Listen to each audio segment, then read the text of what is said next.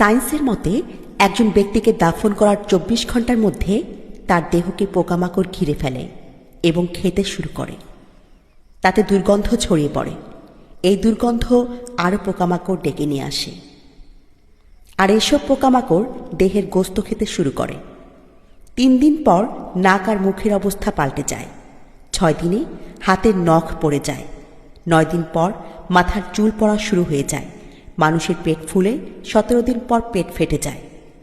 ৬০ দিনের মধ্যে শরীরের সমস্ত গোস্ত শেষ হয়ে যায়। ৯০ দিনের মধ্যে হাড্ডি আলাদা হয়ে যায়।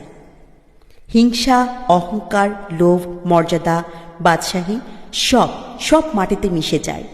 কিসের এত অহংকার হে মানুষ?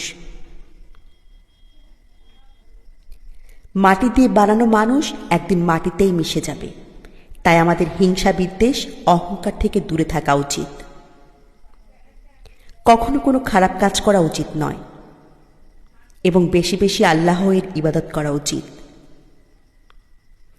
ভালো কাজ করা উচিত যাতে আমাদের কবরে কঠিন কোনো আযাব না হয়। আমরা যেন সকলে জান্নাতবাসী হতে পারি। আমিন।